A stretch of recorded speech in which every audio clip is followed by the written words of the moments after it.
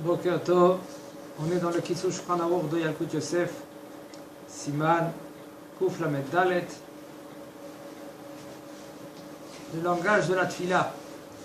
Il dit le Rav dans la Halacha Gimel, בנוסח מודה אני נוהגים לומר מודה אני לפניך מלך חי וקיים אדיר ונאור אך מנהגנו לומר כפי הנוסח הרגיל המובא בכל הסידורים ויפסיק מעט בין תיבה בחמלה לאמונתך והאישה אומרת מודה אני בקמץ.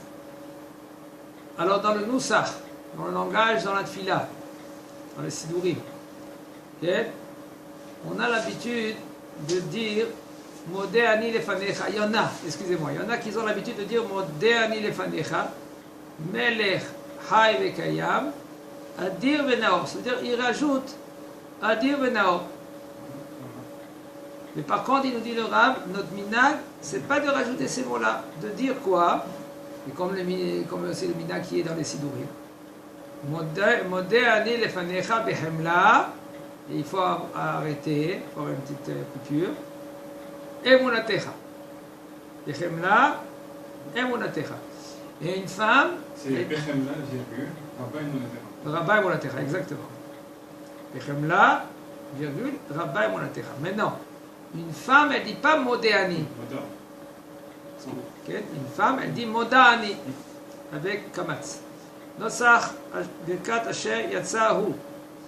אשר יצא את האדם בחוכמה וברא בו נקבים נקבים מחלולים מחלולים גלוי וידוע לפני כיסא כבודיך כי אם יסתם אחד מהם או אם יפתח אחד מהם אפשר להתקיים אפילו שעה אחת ברוך אתה השם רופא כל בשר מפליא לעשות והמנהג לומר חלולים חלולים יש שנהגו לומר חללים חללים אך אין לשנות מן המנהג כן? Comme on voit de partout, on voit dans des sidurim, on voit dans des affiches, quand on y va dans la Bate Knesset, en dehors des toilettes, il y en a qui accrochent le Asher Yatzar.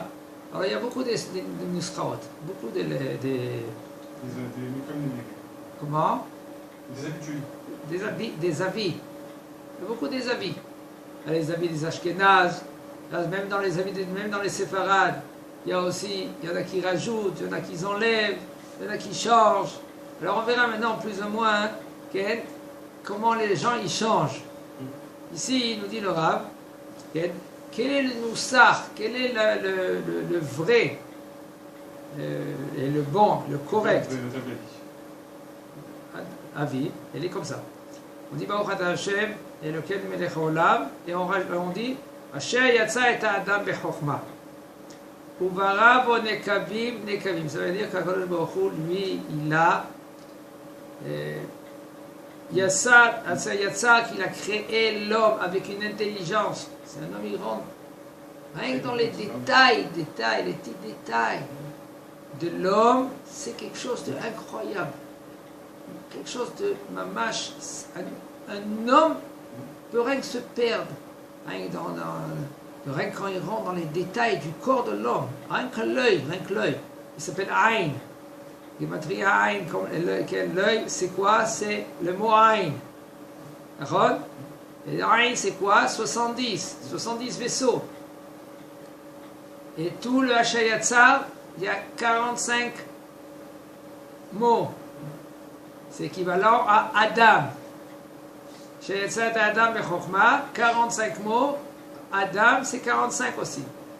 C'est cela quand un homme lui dit le Asher Yatzar comme il faut, il fait bouger son corps, ses entrailles dedans, ses vaisseaux, etc.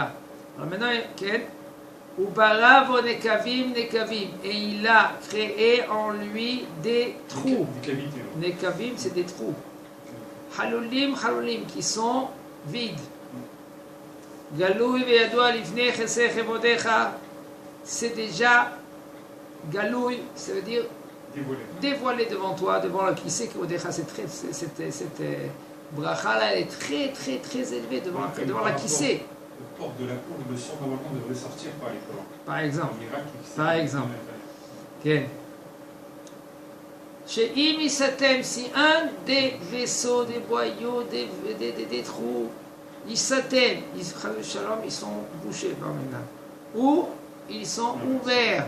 Vous savez, la Gemara dans Ramchot dit comment il se tabarre chez Morad avec tous les trous qu'on a que la Neshama ne sort pas. Après 120 ans, un homme, quand il meurt, la Neshama elle sort. Comment c'est possible? Qu'est-ce qui fait que la Neshama elle reste dans le corps et qu'elle fait que la Neshama elle sort du corps? Avant que là, un homme il est mort, ses membres ils bougent. Qui c'est qui fait bouger ses membres?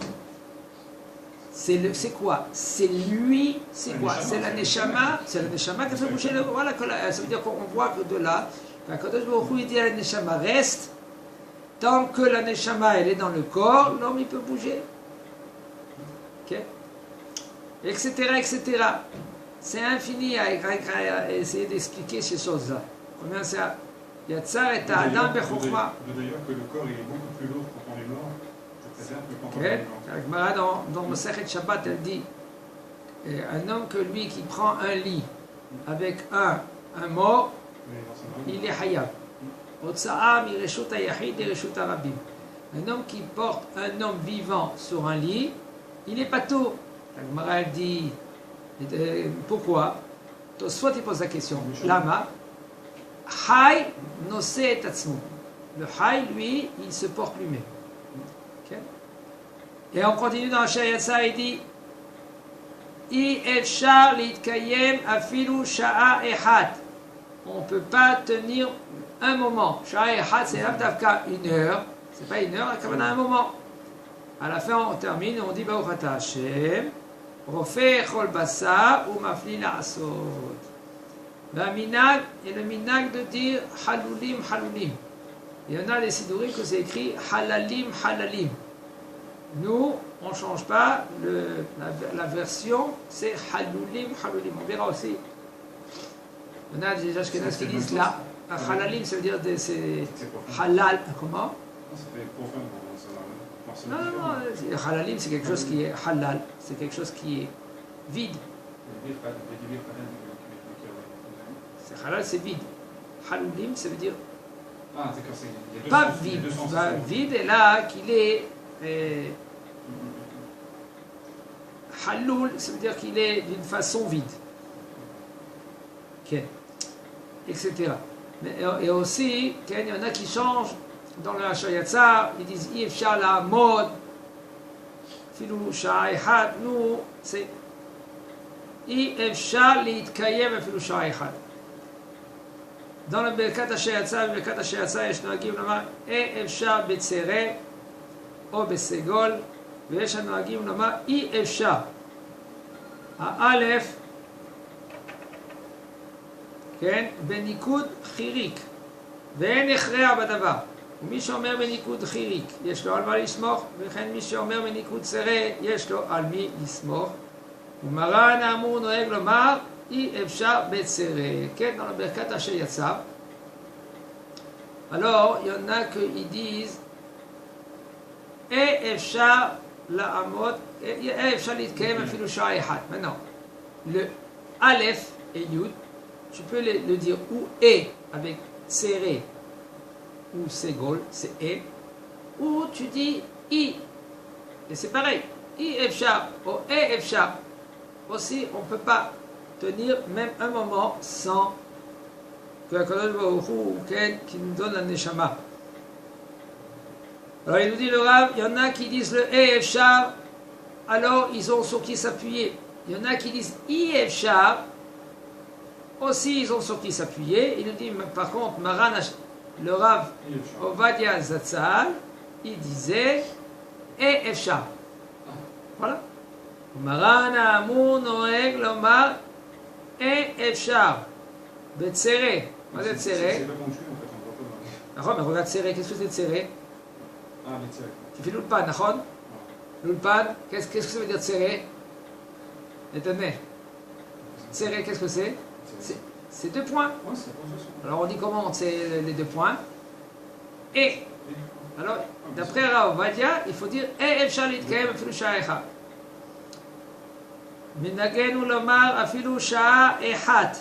והטעם לזה, שהרי יש ספרים שאם נפתחים או נסתמים אי אפשר להתקיים אפילו שעה אחת, ואין לשנות מהמנהג. ויש שנוהגים לומר, אי אפשר להתקיים ולעמוד לפניך. אך מנהגנו לומר, אי אפשר להתקיים לפניך. Alors maintenant le minhag il est, qu'on dit, אפילו שעה אחת. אחד c'est aleph avec un ségol. Comme on dit, אפילו שעה אחת. Donc on fait comme on fait avec E. Ouais, c'est ça le minhag. Non. Il y a et אפשר להתקיים אפילו שעה אחת. Alors il y a le et ou e ou i. Celui-là qui a l'habitude de dire i, il a sur qui s'appuyer. Celui-là qui dit et aussi, il a sur qui s'appuyer. Avant il faisait et אפשר. Maintenant אחד, comment tu dis la mode אפילו שעה אחת או אחת. אפילו שעה אחת. Alors maintenant le Rav il dit le minhag de dire אפילו שעה אחת. Et le terme il est, la raison elle est, שהרי יש איברים, parce qu'il y en a des membres, שאם נפתחים, s'ils s'ouvrent ou s'ils se ferment, alors on ne peut pas tenir un moment. Alors comment tu dis? Tu ne dis pas ahat, shtaim, tu dis echad, shtaim, d'accord? Tu dis echad. C'est pour cela qu'on dit le אחד. ויש נוהגים, il y en a qui ont le minhag aussi de rajouter un mot, quoi? Et אפשר להתקיים, on ne dit pas, il y en a qui disent, et אפשר להתקיים ולעמוד לפניך, il rajoute. ולעמוד, נכון? nous, le נוסח chez nous, on ne dit pas ולעמוד, on dit, et אפשר להתקיים לפניך אפילו שעה אחת. Et c'est ça le minhag.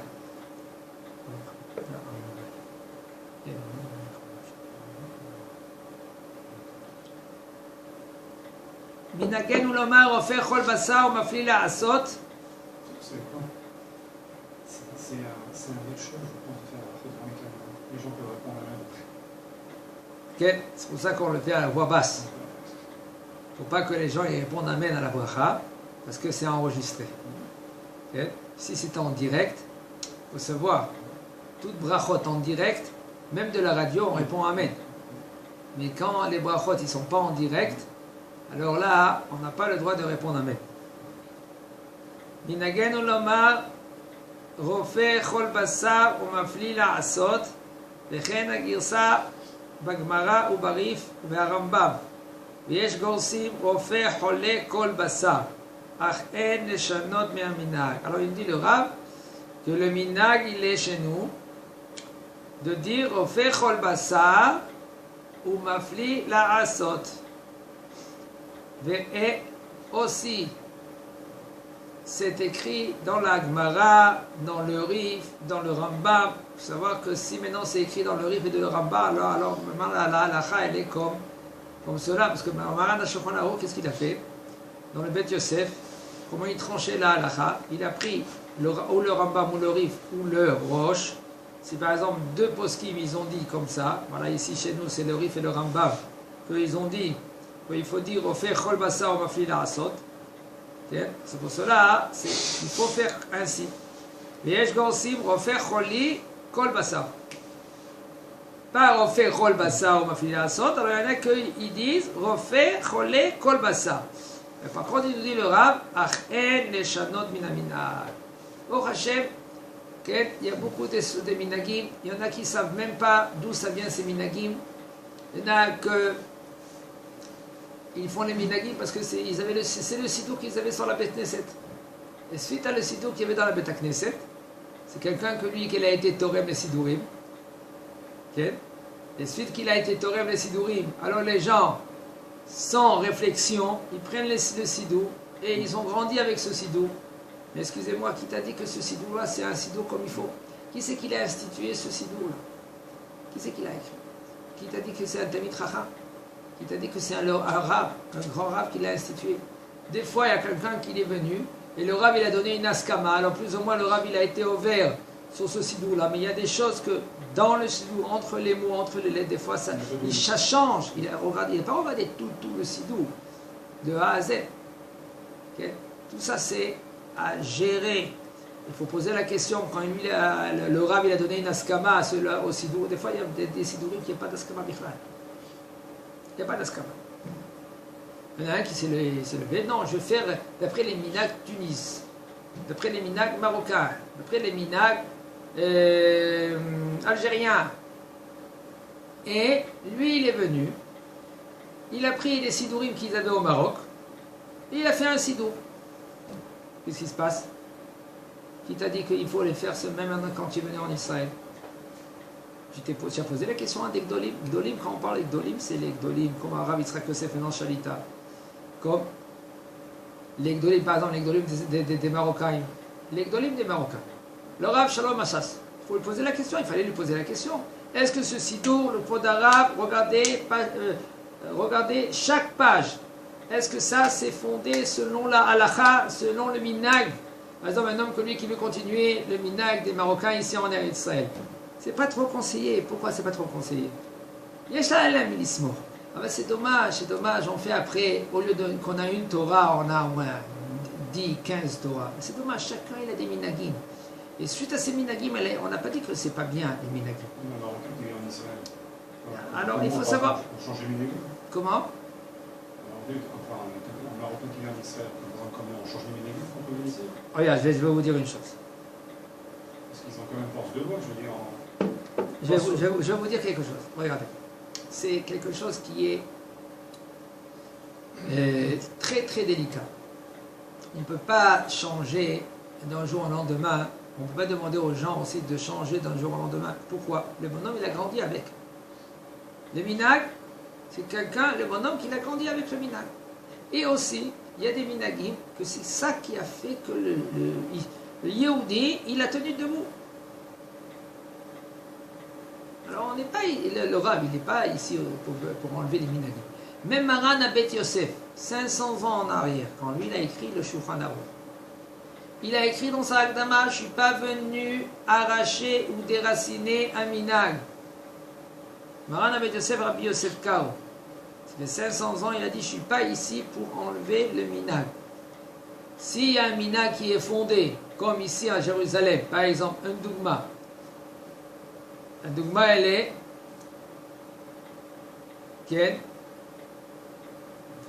à Jérusalem, minag, il était qu'on fait mincha arvit samour tous les jours. Après plague. Par exemple, plague, si maintenant c'est à 4h15, 4h, et ben on peut faire mincha, et tout de suite on peut faire arvit. Ah, comment tu fais? Selon Maran Shulchan Aruch, il te dit, tu ne peux pas faire une fois comme Rabbi Yehuda, une fois comme les Chachamim.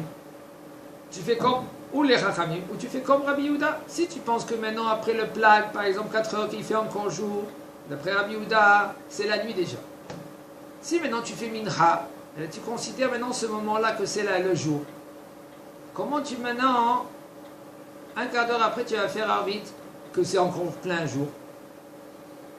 Si tu penses que la halakha, elle est comme Chachamim, alors tu fais tout comme Chachamim. Si tu penses que la halakha elle est comme Rabbi Yehuda, tu fais tout comme Rabbi Yehuda, au moins ce jour-là, ce jour même. Quand même, le minag à Jérusalem, il était, après le plague, de faire mincha, et tout de suite après, de faire arvit même qui fait jour. C'était le minag. Maran Shulchan Aruch, il a pas tranché comme ça la halakha.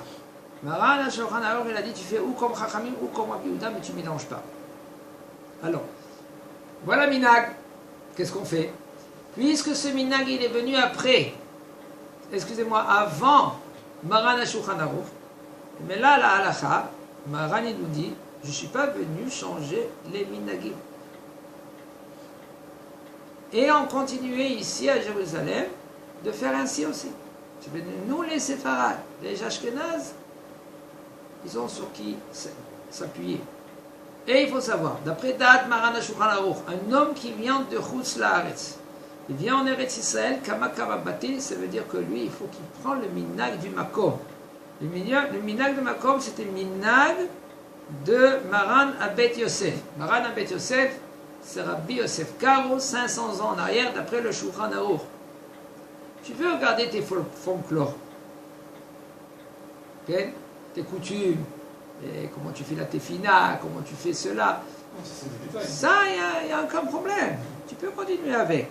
Mais est-ce que maintenant tu vas changer, tu vas, tu vas rester dans les minagim, c'est-à-dire que la halachot de Chutzlaret, tu vas le faire ici? C'est pas évident. Selon la halachat, c'est halachat de minag amakom. Minag amakom, ça bouge. Tu es venu en Eretz Israël. En général, tu dois faire un tarat nedarim et de manger Pesach Kitniot. Ah non, il dit non, je ne veux pas changer. C'est il peut rester dans son minag. Il peut rester dans son minag, mais il faut qu'il sache une chose. La halacha, elle est que on doit faire le minag de Maran Shulchan Aruch, Rabbi Yosef Karo. Pourquoi? Parce que c'est le Agra. Le Gaon Mivina, il ne voulait pas venir en Israël. Une des raisons, il voulait venir. Une des raisons, il s'est dit que si maintenant il va venir en Eretz Israël, il doit faire maintenant le minag du Shulchan Aruch. On parle de 250 ans en arrière. C'est pour cela qu'il faut faire très attention, il faut être vigilant. C'est pas comme ça. C'est pas le rab. En tout cas, il n'y aura pas de problème de changer. C'est pour cela, non, Chacham Enav Berosho, étudier la Torah, étudier comment on doit se comporter. Un homme, il prend le minag, il ne bouge pas du minag, on dirait Alacha Moshe Misinaï. C'est important. C'est très important même. Je ne dis pas, c'est très important. Mais il faut savoir, les coins, il faut un peu les arrondir. Il ne faut pas être carré, de ne pas bouger. Attends, si ce minag maintenant il contredit la halakha. C'est un minag taou. Non. Par exemple, je vais vous donner un exemple que les gens, ça va un peu les bouger un peu. Il y a un minag que j'ai posé la question, moi-même j'ai fait une enquête, j'ai posé à des Algériens, à des Tunisiens, il y en a des Marocains, un petit groupe de Marocains, il y en a des Perses aussi, que quand ils font Amotzi Lechem min haaretz, avant de goûter, ça veut dire qu'ils ont fait la Netilat Yadayim, ils font Amotzi Lechem min haaretz, avant de goûter, ils font Hashem Melech, Hashem Malach, Hashem Imlor, l'Olam Vaed 3 fois, et après ils mangent. Ça, il faut savoir, ça s'appelle Efsek Gamour. On n'a pas le droit de s'arrêter, de faire n'importe quel psukim même avant de manger. Ça veut dire qu'après qu'on a fait la bracha, Amotzi Lechem min haaretz, il faut tout de suite manger. Il y a un cas que le Shulchan Aruch il dit, que si un homme, lui, il s'est rappelé au même moment qu'il n'a pas donné à manger à sa vache, par exemple, quand il a fait Amotzi Lechem min haaretz, avant que lui qui met le pain dans la bouche, il dit donner à manger à la vache. Pourquoi? Parce que c'est une mitzvah tassée de la Torah de donner à manger à ses animaux avant que lui qu'il mange.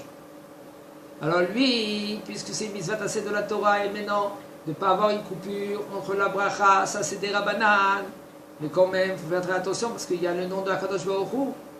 Alors, on permet, B'diavad, mais non le Khatrila. Les Khatrila, un homme avant qu'il faut qu'il mange, il faut qu'il fasse attention, demande à tout le monde si maintenant on lui a donné à manger à ses bêtes. Il n'a pas le droit de. Ses bêtes, c'est tous les animaux, même tous les animaux. poissons dans un bocal. Comment? Les poissons dans un bocal. Même un poisson dans un bocal. On est censé donner à manger à nos animaux, même un poisson qui est dans un bocal. Tu manges, monsieur? Donne à tes poissons avant à manger. Okay? Tu as un chien qui te protège, tu lui donnes à manger avant, etc. Mais non. Ce minag-là, d'avoir une coupure, de dire Hashem Melech, Hashem Malach, ça c'est un minag taout. Moi-même, j'ai posé des questions à des poskim. Juste une petite par rapport à l'animal, il faut qu'il soit en face de soi, ou même s'il est dans une autre pièce, il faut quand même lui donner à manger avant. Même qu'il est dans une autre pièce, toi tu ne vas pas lui donner à manger par exemple, parce que tu fais la motzi. Oui, D'accord? bien sûr, mais je veux dire, est-ce que ça dépend du fait que l'animal Non, nous c'est regarde manger ou ça dépend... un animal il est sur ta responsabilité. D'accord, donc même s'il se trouve dans une autre pièce et qu'il ne sait pas qu'on est en train de manger, il faut quand même lui donner à manger avant de... En général, maintenant, si maintenant tu as une réflexion suivante, mange le pain, va lui donner à manger. Si tu vois, il n'y a personne qui va lui donner à manger. Ok? Parce que le but, c'est qu'il nous regarde, c'est de savoir les failles, en fait. Bien sûr, ça va les chaïs. Non, parce que tu as un devoir de la Torah. Bien sûr. Tu as un devoir de la Torah de nourrir, et c'est grave aussi, c'est très très très grave. Le Harizal, une fois, il y a une femme qui a posé la question, venue vers chez le Harizal, il a dit Kodara, maintenant elle n'a pas d'enfant, elle veut savoir qu'est-ce que tu dois faire. Il a dit, tu sais pourquoi elle n'a pas d'enfant, Marminan? Et là, pourquoi? Parce qu'elle a fait de la peine à ses poules. Comment c'est possible? Avant, elle donnait à manger aux poules, c'est-à-dire qu'ils montaient des petites échelles. Et eux, ils étaient en haut, ils descendaient en bas, ils mangeaient. Et puisque maintenant, une fois elle est partie, elle n'était pas à la maison, l'échelle est tombée.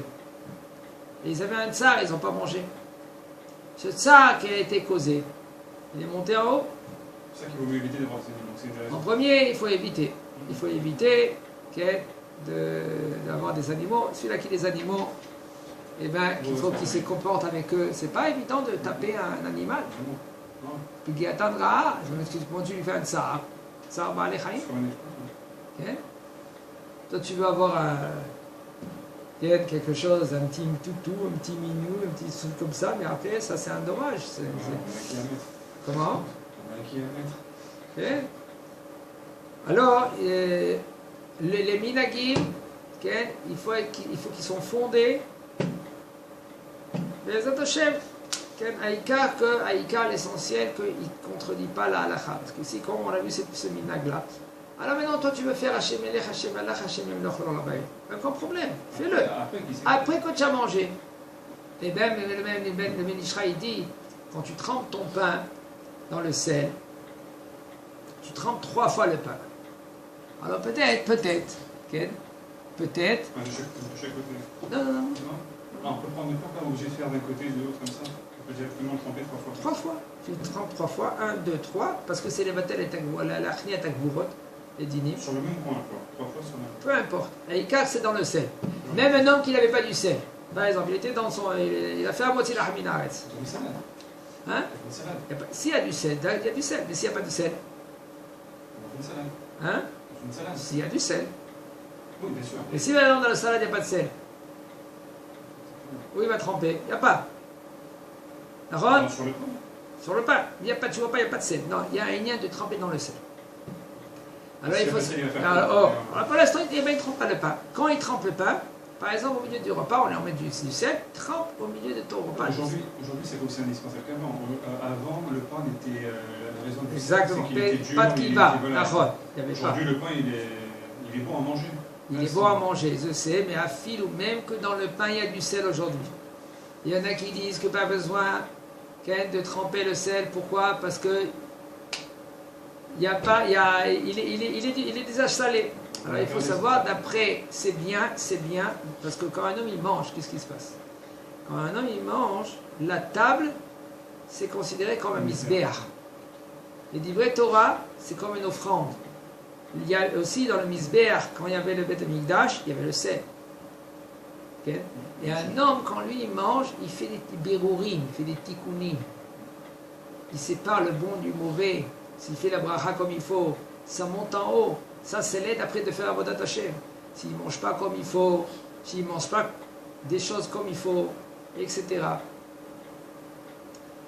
Il y a encore beaucoup à parler selon le repas. Donc, maintenant, s'il se trouve au milieu du repas, il prend son pain et il trempe son pain 3 fois et après il mange. Même qu'il est au milieu de son repas. Okay. Alors maintenant, le Marana Shulchan Aruch. Comment? Il peut faire durant tout le repas. Pendant tout le repas. L'essentiel, c'est qu'il le fasse. Après, quand il a fait Birkat Amazon, le fait qu'il a mangé, comment il a mangé, qu'est-ce qu'il a mangé, ça monte en haut. Après, quand ça monte en haut, ça fait les fruits en haut. Alors, tout le travail d'un juif, c'est quoi? C'est Avodat Hashem, c'est de faire des fruits qui montent en haut qui réveille, qu'est-ce qui réveille en haut, et après qui redescend sur nous. Kol avodat Hashem. Mitzvah, Torah, Ma'asim Tovim. Tout, c'est un travail dans ce monde-là, parce que nous on se trouve dans la Ma'asiya, le monde d'action. On a fait une action, excusez-moi, ça monte en haut, okay, ça fait, qu'est-ce qu'il doit faire en haut, qu'est-ce qu'il doit se faire en haut, et après ça redescend dans l'homme, c'est un chef à qui redescend. Okay. C'est pour cela que maintenant, Rabbi Yosef Karo, 500 ans en arrière, il a dit, il avait écrit dans l'Agdama, il voulait faire une Torah. Ça veut dire quoi une Torah? Avant, la Torah, elle était où on faisait seulement le Rif. Il était Afrique du Nord. Oh, il faisait comme le Roche. Il était à... non, il était en Espagne, le Roche, mais avant, il était en Ashkenaz. Il y avait le Ramban, il y avait le Roche, il y avait le Rashba, il y avait le Rabbeinu Yonah, tout cela. Alors, chaque région, aux communautés, ils faisaient ou selon ce Rav-là, ou selon ce Rav-là. En Eretz Israël, il y avait le Rambam, il y en a qui faisaient comme le Rambam, après, etc., etc. Alors, il y avait soi-disant, comme beaucoup de sortes de Torah. La Torah, elle était une. Et des fois, la Torah chez Béalpé, les halachot, ils changent.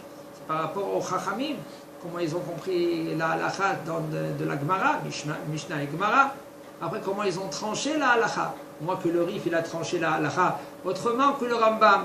On voit que le Rabbeinu Yonah, lui, il a tranché autrement. Le Ran, le Ramban, le Roche, tout cela, c'est des Rishonim, qui y a 1000 ans en arrière, qu'ils ont tranché la halacha selon la Mishnah et la Gemara, selon comment ils ont compris. Alors, soi-disant, ça faisait comme Chaz Shalom. La Torah, elle se divisait en premier de... Même qu'avant, il y avait Bet Shammai et Bet Hillel. Okay. Alors, qu'est-ce qu'il a voulu faire Maran à Bet Yosef? 500 ans en arrière, il a dit, je vais faire une Torah. Une Torah pour tout Am Israël. Il y avait 200 rabbanim qui ont accepté. 200 rabbanim d'Olim à cette époque, okay, qu'ils ont accepté. C'est pour ça, et c'est lui, après il a été nismar, c'est-à-dire qu'ils ont appuyé, ils ont compté sur lui. Et lui, il a fait le Shulchan Aruch, le Bet Yosef, et après, plus tard, quand il était vieux, il a fait le Shulchan Aruch. Quand il a fait le Shulchan Aruch, il s'est basé selon 3 Moré Ora. Selon les Ashkénazes, toute l'Europe, il a pris le Roche. Selon l'Afrique du Nord, il a pris le Rif. Et en Israël, il a pris le Rambam. Et après, il a pris ces 3 Moré Ora, les poskim, et il a tranché la halacha. Pourquoi il a fait cela? Pour avoir que Am Israël, il a, bon, Hashem, plus ou moins aujourd'hui, on a un Shulchan Aruch de Rabbi Yosef Karo. Okay. Il y a des choses qui changent par rapport que la génération, elle a changé. C'est la vraie qui change. Mais... c'est pas, non, des fois, pourquoi qu'est-ce qu'il y a qu'elle change? Elle change par rapport à la génération parce qu'il y a des nouveautés. Les principes sont les mêmes. Et ils sont en fait... Par exemple, quelqu'un il pose la question, avant c'était assourd de faire comme ça, maintenant c'est mouta, lama, parce qu'il y a des choses qui sont changées. Alors maintenant le Moré Ora, lui il connaît comment ça fonctionne, que maintenant c'est mouta, qu'avant c'était assourd. Par exemple, le gaz, de mettre une marmite sur le gaz. Excusez-moi, de mettre la marmite la veille de Shabbat sur le feu. Avant, il y avait un four à l'extérieur de la maison et on n'avait pas le droit de laisser la veille de Shabbat la marmite sur le feu. Pourquoi? De peur que lui, il va attiser les braises. Shabbat, la femme elle va venir, elle va dire ouais, mon mari doit venir de la Beth Knesset. Alors qu'est-ce qu'on va faire? Elle va attiser les braises, et ça veut dire qu'elle va faire Chilul Shabbat. Maintenant, de nos jours, il n'y a pas attiser les braises, parce qu'on a le gaz. Il dit, il y a que Yosef, que de nos jours, on ne craint plus à attiser. Il y en a qui veulent dire, il y a les boutons. Alors les boutons, ça s'appelle attiser peut-être les braises. Mais d'après Arav Yitzhak Yosef, d'après Arav Ovadia, Après, certains poskim, ils disent qu'il n'y a pas attiser les braises aujourd'hui. Puisqu'on a le gaz. Attiser les braises, ça veut dire bouger le gaz, pas le bouton. Parce que le bouton, c'est... Voilà, les braises, mais... Le bois. Ah, maintenant, le bois. Ici, c'est le feu. Tu peux rien faire, même que tu bouges. Qu'est-ce que tu fais? Tu fais rien. Mais maintenant, il n'y a pas issou des rabbanan de nos jours. Selon la halakha, c'est moutard de mettre sur le gaz. Sans couvercle, sans rien du tout. Mais il y a un problème maintenant de remettre à la marmite. Si tu veux remettre la marmite Shabbat, ça c'est assourd. Parce que ça s'appelle Mirze Gamaché. Okay? Les gens, ils vont voir que l'homme, il met son plat sur le feu. Ils vont croire que lui est cuit. Et ça, c'est assourd. D'accord?